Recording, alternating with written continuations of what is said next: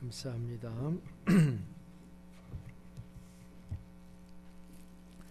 하나님의 말씀 창세기 14장 1절로부터 16절 말씀입니다. 당시 신할왕 아므라벨과 엘라살왕 아리옥과 엘람왕 그돌라오멜과 고함왕 디달이 소돔왕 베라와 고모라왕 비르사와 아드마왕 시납과 스보임왕 세메벨과 벨리 곧 소아라온과 싸우니라. 이들이 다 시딘 골짜기 곧 지금의 여매에 모였더라. 이들이 12년 동안 그돌라오멜을 섬기다가 제13년에 배반한지라. 제14년에 그돌라오멜과 그와 함께한 왕들이 나가서 아스드롯 가르나임에서 르바 족속을, 함에서 스스 족속을, 사회 기다라임에서 엠 족속을 치고 호리 족속을 그 산 세일에서 쳐서 광야 근방 엘바린까지 이르렀으며 그들이 돌이켜 엔미 스밧 곧 가데스에 이르러 아말렉 족속의 온 땅과 하사손다말에 사는 아무리 족속을 친지라. 소돔 왕과 고모라 왕과 아드마 왕과 스보임 왕과 벨라 그 소알 왕이 나와서 시딘 골짜기에서 그들과 전쟁을 하기 위하여 진을 쳤더니 엘람 왕 그돌라오멜과 고임 왕 디달과 시날 왕 아므라벨과 엘라살 왕 아리옥 네 왕이 곧 그 다섯 왕을 맞서니라. 시딘 골짜기는 역청구덩이가 많은지라. 소돔 왕이 고모라 왕이 달아날 때에 그들이 거기 빠지고 그 나머지는 산으로 도망하며 네 왕이 소돔과 고모라의 모든 재물과 양식을 빼앗아가고 소돔의 거저는 아브람의 조카 롯도 사로잡고 그 재물까지 노략하여 갔더라. 도망하는 자가 와서 히브리 사람 아브람에게 알리니 그때에 아브람이 아무리 족속 마므레의 상수리 숲을 근처에 거주하였더라. 마므레는 에스골의 형제요 또 아넬의 형제라.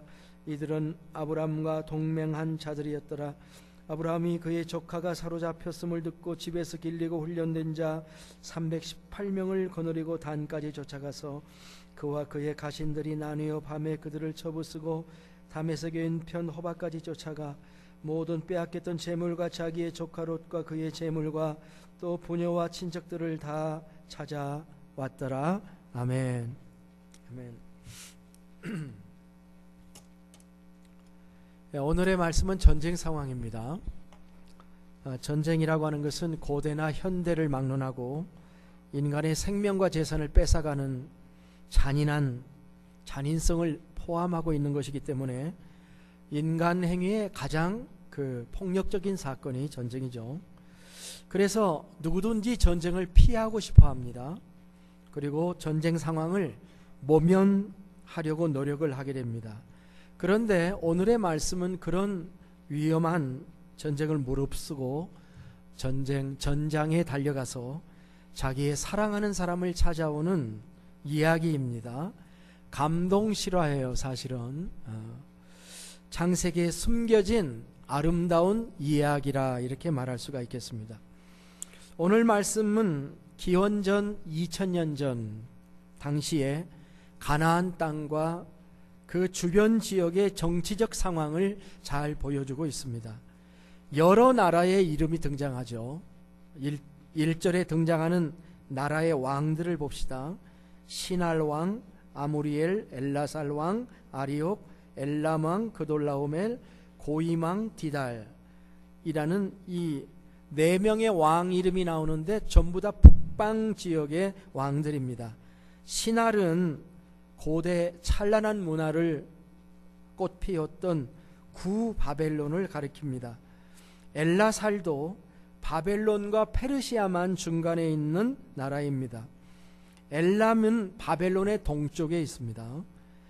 페르시아만의 북쪽에 있는 산간 지역입니다. 이곳의 거주민들은 굉장히 호전적이었다고 알려져 있습니다. 그래서 그 엘람 왕의 대표인 그돌라오멜이 이 북쪽 연합군의 그 리더였습니다. 맹주였습니다. 이 왕이 다른 지역의 이 왕들을 함께 동원해 가지고 지금 가나안을 정복했다고 지금 정복 전쟁에 나서게 된 겁니다. 그러면 이 네 명의 왕들에 대항하고 있는 가나안 땅의 왕들의 이름이 2절에 나와 있습니다. 소돔 왕, 고모라 왕, 아드마 왕, 스보임 왕, 또 소알 왕. 전부 다 이 왕들은 어디에 사는 사람들이냐면 사해를 중심으로 해서 사해 밑에 남방 지역의 왕들이었습니다. 그래서 이 전쟁은 북방 왕들과 남방 연합군의 대결이었어요. 숫자로 따지면 북방 왕들이 4이고 남방 왕이 5. 자, 이들은 왜 전쟁을 하게 되었나요? 그 답은 4절에 있습니다. 이들이 12년 동안 그돌라오메를 섬기다가 13년에 배반을 했기 때문인 것입니다. 전쟁의 시작은 남쪽의 왕들의 반역이죠. 12년 동안 북방의 맹주인 그돌라오메를 섬겼는데 13년째 반역을 하게 되자 14년째 전쟁이 생긴 거예요. 이 그돌라오멜의 그 이름도, 그돌라오멜의 그 왕도 입장에서 보면은 전쟁을 하지 않을 수 없는 상황이죠. 가만둘 수가 없어요. 그래서 자기 지지 세력을 동원해 가지고 저들의 반역을 되돌리겠다고 지금 나선 것입니다. 근데 문제는 뭐냐면 이 남방 왕국의 그 아브라함의 조카 롯이 소돔에 있었기 때문에 이 전쟁에 휘말리게 된 거죠.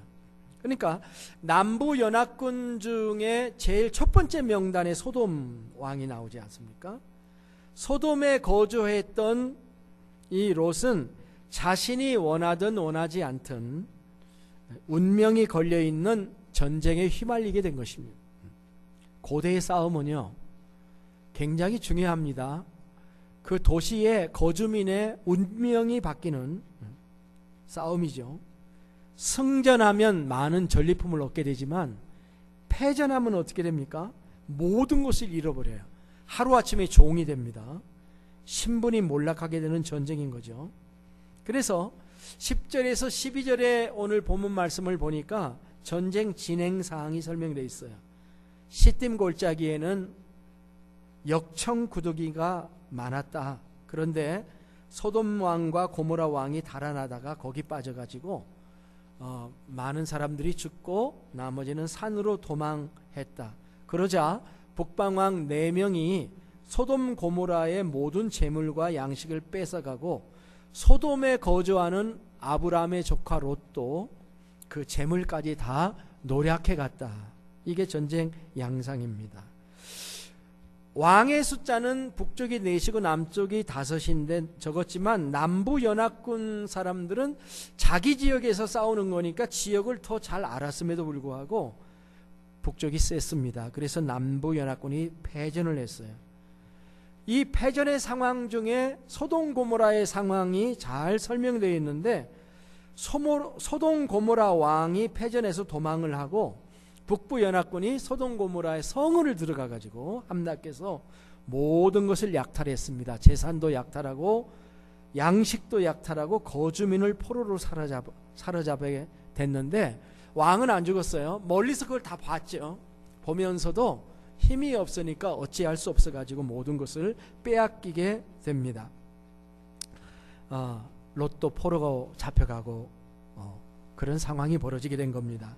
이 소식이 아브라함에게 전해지자 아브라함은 지체하지 아니하고 롯을 구출하러 갔다. 놀랍게도 그 전쟁을 나가서 모든 것을 다 되찾고 롯과 함께 모든 사람을 되찾고 재물도 다 찾아가지고 돌아오게 되었다. 참 놀라운 결말입니다. 자, 오늘 이 스토리에서 우리가 배울 수 있는 하나님의 교훈과 진리는 무엇인가? 오늘은 그것을 살펴보고자 하는 것입니다. 이 전쟁에서 우리에게 주는 메시지가 있다는 것입니다. 이 전쟁을 읽어보면 이 행간의 뜻이 귀중한 교훈들이 사이사이에 함의적으로 나와 있습니다. 첫째 생각할 것은 아브라함이 비록 롯을 떠나보냈지만 롯을 절대 잊지 않고 생각하고 있었다는 것입니다. 이 이야기에서 우리는 아브라함이 롯에게 선택권을 주어서 떠나게 한 것은 롯을 내친 것이 아니고 버린 것이 아니라는 것을 알 수가 있습니다. 그것은 롯이 포로로 잡혔다는 소식을 들을 때에 어떻게 아브라함이 대응을 했느냐 하는 것에서 드러나게 되는 것입니다. 아브라함은 목숨을 걸고 롯을 구출하기 위해서 달려갑니다. 그의 생각이 굉장히 적극적이었습니다. 모든 방법을 동원해 전쟁에 참여합니다. 망설이지 않았습니다. 그가 달려간다고 해서 문제가 해결될지는 확실하지 않습니다. 4개 나라의 연합군과 전쟁을 벌인다는 것은 대단한 용기가 아닐 수가 없습니다. 그리고 포로된 자를 찾아온다는 것은 그 타이밍이 굉장히 중요한 거거든요. 순간을 포착하지 못하면 영영 잃어버릴 수밖에 없는 것입니다. 그런데 그는 쫓아갔어요. 오늘 본문에 보면은 단까지 쫓아갔다 이렇게 나오는데요. 단까지 쫓아가고 다메섹 왼편인 호박까지 쫓아가요. 14절 15절에 보면은 가서 자기 조카를 찾아옵니다. 헤브론에서 단까지 거리가 125마일이에요. 125마일을 달려가고 또 거기서 더 멀리 가서 다메섹 왼편까지 쫓아가 가지고 나와 있으니까 그는 최선을 다해서 자기의 생명을 바쳐서 달려가고 있는 것을 볼 수가 있는 거죠. 아브라함은 참 좋은 삼촌이구나 하는 것을 알 수가 있습니다. 한국의 그 해병대에 이런 구호가 있습니다. 한 번 해병은 영원한 해병이다. 군대도 안 갔다 온 분들이 잘 알아. 근데 어떤 글을 읽어보니까 이 표현은 미국 해병대에서 한국으로 수입된 표현이라고 합니다. 그래서 그 미국의 그 해병대에 어떤 말이 있냐면은 영어로 once a marine, always marines 그 말이에요. 한 번 해병은 영원한 해병이라는 어떤 해병대 특무상사가 지은 슬로건이라고 합니다. 아브라함이 롯을 떠나보냈을 때에 이렇게 얘기했죠. 뭐라고 얘기했습니까? 자, 우리가 들은 말씀이에요. 아브라함이 뭐라고 했습니까? 우리는 한 친족이라 그렇게 얘기를 했죠. For we are brothers 그렇게 얘기를 했습니다. 한번 따라서 해봅시다. 우리는 한 친족이라. 이 사실은 변하지 않는다 그 말입니다. 오늘날 우리에게 적용해야 될 하나님의 말씀이라고 생각을 합니다. 우리가 그리스도 안에 있는 자들이라고 한다면 우리는 한 친족입니다. 브라더스라는 것입니다. 어디에 있든지 그렇다는 것입니다. 우리는 이 사실을 기억해야 되겠습니다. 비록 떠나보냈지만 떠난 형제들에게 계속해서 안테나를 열어놓고 있었습니다. 채널을 열어놓아야 됩니다. 그리고 어떤 소식이 들려올 때 달려갈 수 있어야 된다는 것입니다. 그것이 그리스도의 지체들이라고 하나됨이라고 생각합니다. 아브라함은 이 싸움을 어떻게 할 수 있었는지요? 그는 한 형제자매를 찾아오기 위해서 원정 부대를 만들어서 그를 쫓아가고 있습니다. 아브라함이 조카를 구출하기 위해서 특수부대를 만들고 있다 이렇게 한번 생각을 해봤습니다. 아브라함이 이 전쟁에 참전한 것은 참 매우 기이합니다. 이렇게 아브라함이 전쟁 경험이 있는가 이렇게 물어볼 수 있지만 성경에서는 어떤 정보도 우리에게 주지 않고 있습니다. 물론 아브라함이 살던 갈대아 우르가 지금 네 왕이 공격해 들어온 그 땅하고 그렇게 멀지가 않습니다. 그러니까 그도 고대 전쟁에 대해서는 어느 정도 잘 알고 있었다고 말씀할 수 있겠습니다. 아브라함이 군사훈련을 받았는가? 우리는 대답할 수가 없습니다. 그러나 본문을 자세히 살펴보면 정보가 없는 것도 아닙니다. 첫째 생각할 것은 14절이에요. 14절에 이렇게 기록되어 있죠. 아브라함이 그의 조카가 사로잡혔음을 듣고 집에서 길리고 훈련된 자 318명을 거느리고 단까지 쫓아가서 이렇게 얘기를 했습니다. 자, 여기서 집에서 길리고 훈련된 자라는 단어입니다. 한국 표준 세번역에 보면은 집에서 낳아 훈련시킨 사람 이렇게 번역했고요. NIV에도 born in his household, 그의 집안에서 태어난 사람. 그러면 얼마나 시간이 걸리겠습니까? 집에서 나가지고 키워가지고 훈련해가지고 전쟁까지 하려고 한다면 시간은 상당히 많이 걸리는 것이죠. 이 말씀은 우리를 상당히 좀 당황스럽게 할 수가 있다고 봅니다. 우리는 아브라함이 갈대아우르에서 혈련단신처럼 가나안의 소수의 사람들을 데리고 온 것으로 생각하지만은 이 말씀은 좀 다른 이야기를 하고 있는 겁니다. 결론적으로 얘기하면은 아브라함은 생각보다 큰 족장이었다라고 하는 것입니다. 집에서 낳아 자라고 훈련된 사람이 300명이 넘는다고 한다면 그것은 집단 규모가 결코 작은 게 아니다라고 하는 것입니다.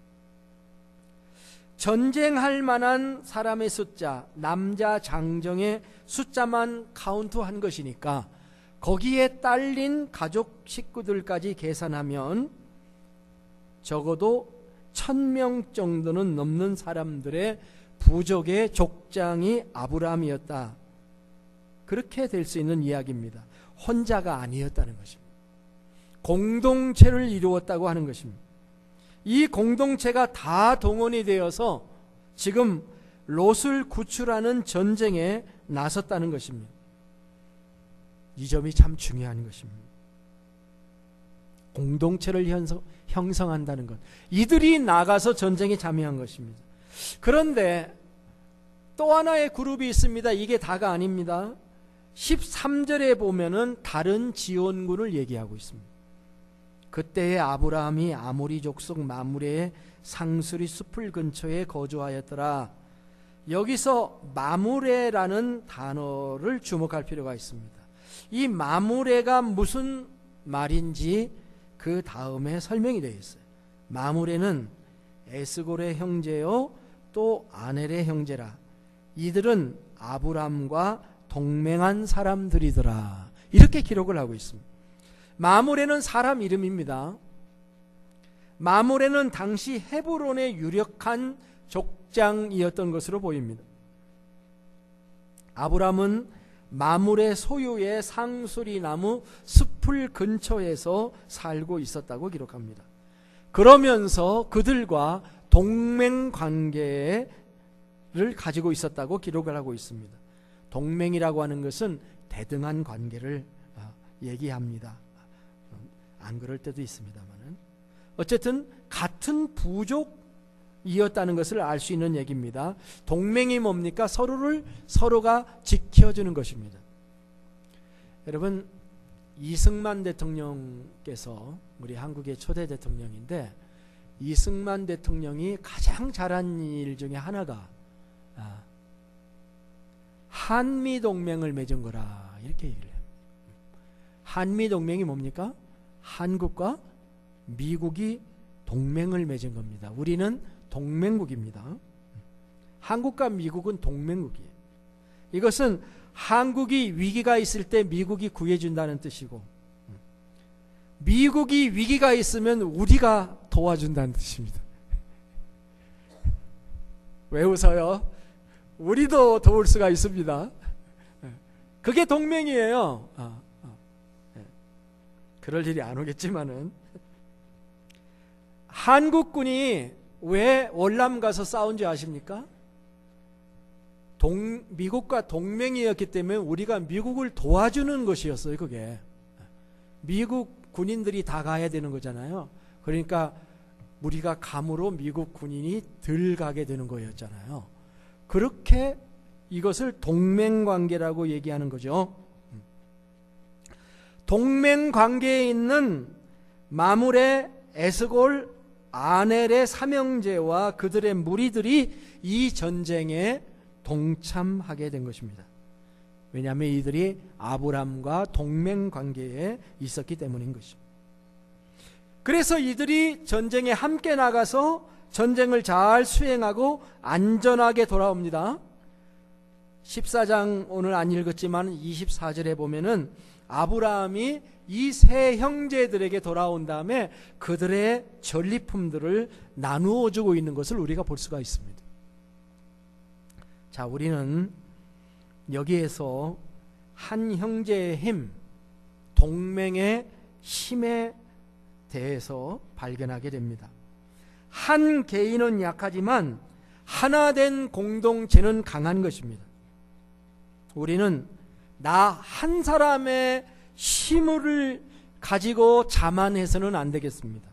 우리는 알아야 됩니다. 한 사람의 힘으로는 할 수 있는 일이 그렇게 많지 않다는 사실을. 공동체를 중요시하게 여겨야 된다는 것입니다. 내가 나의 필요를 위해서 공동체를 필요할 때마다 이렇게 사용하는 그것만이 아니고 진실로 내가 공동체 하나가 되어서 소속되고 공동체에 있는 사람들을 존경하고 사랑하는 운명 공동체가 되는 것, 이것이 여기에 승리가 있고 여기에 행복이 있는 것입니다. 전도서 말씀 중에 이런 말씀이 있죠. 한 사람으로서는 당해낼 수 없는 공격도 두 사람이면 능히 막아낼 수 있으니 삼겹줄은 쉽게 끊어지지 아니한다. 그런데 자, 지금 두 개의 군대를 얘기했습니다. 하나는 아브라함 집에서 길러낸 318명의 군인이 있고, 그 다음에는 동맹군이 있습니다. 숫자는 나와 있지 않지만 그 동맹군도 상당한 수요였으리라고 생각합니다. 그런데 여기에 또 한 가지 카운트해야 할 분이 계십니다. 그분이 없이는 인간들의 공동체가 다만 인본주의로 흐르고 말게 될 것입니다. 그러나 그분으로 인해서 중심을 잡게 되는데, 그분이 누구냐면 하나님이십니다. 하나님이 아브라함의 전쟁에 참여하셨습니다. 이것이 가장 강력한 군대이죠. 눈에 보이지 않는 군대입니다. 18절 20절에 오늘 본문 안 읽고 다음 주일에 이 본문 다루겠지만은 이런 내용을 보면은 18절부터 20절을 보면은 전쟁에 승리하고 모든 걸 다 뺏어가지고 사람도 다 돌아오니까 아브라함을 어떤 제사장 한 사람이 맞이합니다. 근데 이 지극히 높으신 하나님의 제사장이라고 이렇게 아주 신비한 존재 하나가 아브라함에게 나와가지고 이렇게 얘기를 해요. 너희 대적을 내 손에 붙이신 지극히 높으신 하나님을 찬송할지로다. 지극히 높으신 하나님의 제사장인데 이 말의 의미가 뭐겠습니까? 네가 싸워 이긴 게 아니라 하나님이 하셨다. 그러니까 하나님이 내 대적을 내 손에 붙이신 것이다. 그러므로 자만심을 갖지 말고 겸손한 마음으로 하나님을 찬송해라. 그렇게 얘기를 합니다. 사실 이 전쟁은 몇천 명의 전쟁이 아닙니다. 사실은 318명 또 하나의 무리 많은 것 같지만 네 왕과 다섯 왕이 싸우는 전쟁이에요. 수십만 명의 전쟁인 것이죠. 조그만 두 그룹의 사람들로 이 연합군을 이겨낸다고 하는 것은, 특별히 전쟁에서 승리해서 사기가 확 올라있는 그 군대를 쳐서 무찌른다는 것은 생각할 수 없는 일이에요. 거의 불가능에 가까운 일일 수도 있습니다. 그런데 어떻게 이기게 된 것입니까? 하나님께서 그들과 함께 하셨고 그들을 아브람의 그 무리에게 붙였기 때문이다, 이렇게 얘기를 합니다. 우리가 구약 성경을 읽어보면 하나님은 바로 그런 하나님이십니다. 하나님은 어떤 하나님이십니까? 전쟁의 하나님이셔요. 만군의 여호와이십니다. 시편 18편은 이 하나님의 활동하심을 다양하게 그려내고 있습니다. 1절에서 시편 18편을 읽어보면 그 만군의 여호와 하나님이 어떤 분인가 하는 것을 느끼게 만드는 구절이 거의 한 장에 다 들어있어요. 예를 들면 이런 1절은 우리가 잘 아는 구절이에요. 나의 힘이 되신 여호와여 내가 주를 사랑하나이다. 근데 이 힘은 어떤 힘이냐면 하루를 살아갈 힘을 얘기하는 게 아니라 전쟁에서 승리할 수 있는 힘이에요. 또 18절에 보면은 내가 주를 의뢰하고 적군을 향해 달리며, 보세요. 적군을 향해 달리며 내 하나님을 의지하고 담을 뛰어넘나이다. 모습이 보이죠? 적군을 향해 달리며 담도 뛰어넘으면서 전쟁을 하고 있는 모습을 보여주고 있는 거죠. 시편 18편 13절부터 15절에는 여호와께서 하늘에서 우레소리를 내시고 지전하신 이가 음성을 내시며 우박과 숯불을 내리시는도다. 그의 화살을 날려 그들을 흩으시며 많은 번개로 그들을 깨트리셨도다. 이럴 때 여호와의 꾸지람과 콧김으로 말미암아 물밑이 드러나고 세상의 터가 드러났도다. 어미하신 만군의 여호와 하나님의 능력을 노래한 것입니다. 세상을 쫓는 자는 세상과 함께 망하게 될 것입니다. 롯은 재물을 빼앗기고 사로잡혀 가는 형편에 처하게 되었습니다. 이 사실은 우리에게 세상을 쫓는 자의 결국은 멸망이라는 사실을 우리에게 교훈해 주고 있습니다. 처음엔 좋았죠. 그러나 나중에는 망하게 된 것입니다. 그러나 하나님의 말씀을 따르는 자의 길은 거기에 형통이 있는 줄로 믿습니다. 하나님은 아브라함과 함께 하셨습니다. 아브라함이 조카 롯을 걱정하자, 그래서 전쟁에 들어가자 그 아브라함을 하나님이 걱정하시는 겁니다. 그리하여 그의 군대와 함께 하시고 원수들을 그의 손에 붙였다고 했습니다. 아브라함이 이것을 알았는지 몰랐는지 알 수는 없습니다. 아마도 확실하게 하나님이 나와 함께 하셔서 이 전쟁을 승리할 거라는 확신을 가지지 못할 수도 있었습니다. 해야 된다는 것 때문에 간 거 있을 수도 있어요. 그러나 아브라함이 생각을 했던 안 했던 상관없이 하나님은 함께 하셨고 그의 배우가 되어주신 겁니다. 이것이 중요한 거예요. 굉장히 중요한 포인트입니다. 우리가 늘 하나님 나와 함께하여 주세요라고 기도하지 아니하여도 우리가 하나님의 뜻을 수행하고 사랑의 일, 구원의 일을 우리가 추진해 나간다면 하나님께서 우리를 염려해 주셔서 우리를 승리케 해 주실 줄로 믿습니다. 우리는 예수님께서 그 마태복음 28장 19절 20절의 대사명의 말씀을 주신 것을 압니다. 하늘과 땅의 모든 권세를 권세를 내게 주셨으니 그러므로 너희는 가서 모든 족속을 제자로 삼아 아버지와 아들과 성령의 이름으로 침례를 베풀고 내가 너희에게 분부한 모든 것을 가르쳐 지키게 하라. 볼지어다 내가 세상 끝날까지 너희와 항상 함께 있으리라. 이렇게 말씀하죠. 자, 이 구절을 쭉 읽고 누구에게 하나님이 함께 하시는가 하는 거예요. 영혼을 구원하고 복음을 증거하는 자에게는 주님의 마음이 있다. 그 얘기를 지금 하고 있는 거잖아요. 이것은 어떻게 보면 일종의 전투입니다.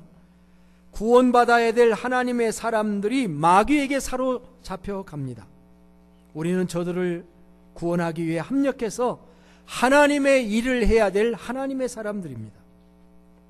나의 형제의 영혼이 마귀에게 사로잡혀 갈 때에 우리는 잠자지 말아야 됩니다. 목숨을 걸고 가서 찾아와야 합니다. 그렇게 나갈 때 하나님이 우리와 함께 하신다는 말씀입니다. 우리의 마음을 감찰하시고 도와주실 거라는 말씀입니다.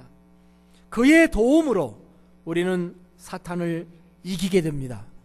우리는 이 믿음을 가지고 전쟁에 뛰어들어야 된다는 것입니다. 요한일서 5장 4절에서 사도 요한은 이렇게 말했습니다. 무릇 하나님께로부터 난 자마다 세상을 이기느니라. 세상을 이기는 승리는 이것이니 우리의 믿음이라.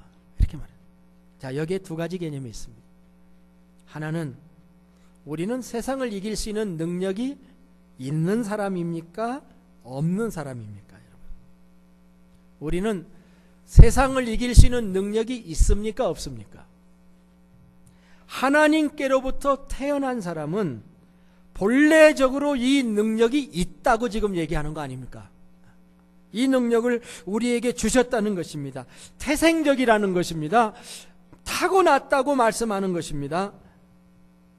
정말로 운동을 잘하는 사람은요, 운동선수, 예술가, 이거는 그냥 연습해서 생기는 게 아닙니다.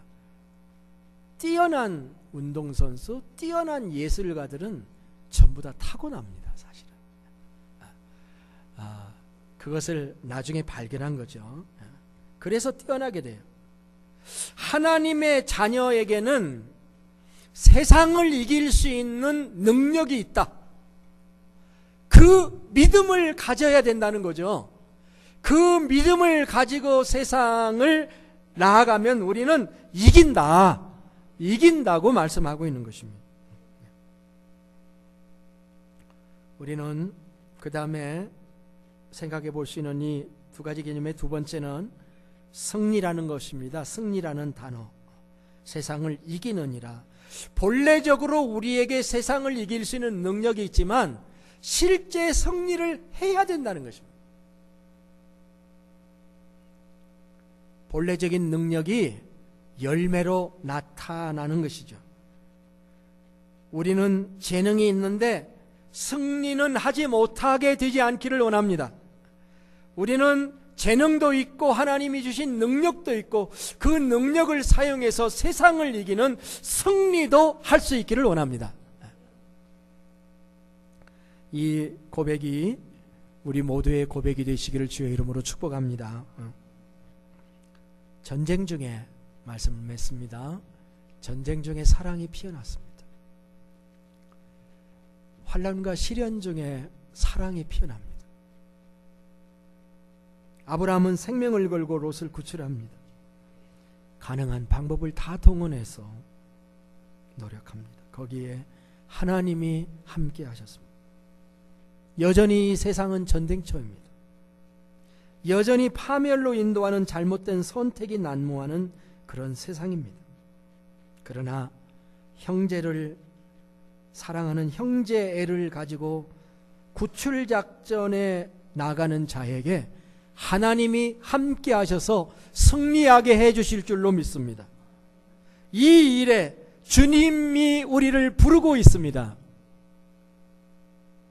저는 두 가지 질문을 여러분에게 드리면서 도전하면서 말씀을 마치려고 합니다. 첫째는, 나에게는 그런 형제가 있습니까? 하는 겁니다. 내가 위기에 빠졌을 때, 내가 힘들고 어려울 때 나를 위해 달려오는 동맹군을 여러분은 가지고 계십니까? 두 번째 질문은, 여러분이 그런 동맹군이 되어 주시겠습니까? 하는 질문입니다. 우리 모두 그리스도 안에서 힘들 때일수록 더욱 사랑하며 자신의 전 존재를 바쳐 형제를 구원하는 동맹군이 되어 주십시오. 그리고 우리 모두가 그런 동맹군이 되어질 수 있기를 주님의 이름으로 축복합니다. 기도하겠습니다. 주 하나님, 우리로 하여금 참된 형제를 가지고 전투하며 나아가 승리하게 하여 주시옵소서. 우리 안에 그런 사랑이 있는 줄로 믿습니다. 우리 안에 그런 능력이 있는 줄로 믿습니다. 패 일어나고 주님 동맹군이 되어서 함께 살게 하시고 위기를 당했을 때 언제나 함께 나가 싸울 수 있는 하나님의 군대인 교회가 되도록 축복해 주시옵소서. 존귀하신 예수님의 이름으로 기도하옵나이다. 아멘. 다 같이 일어나셔서 찬송가 353장 부르시겠습니다.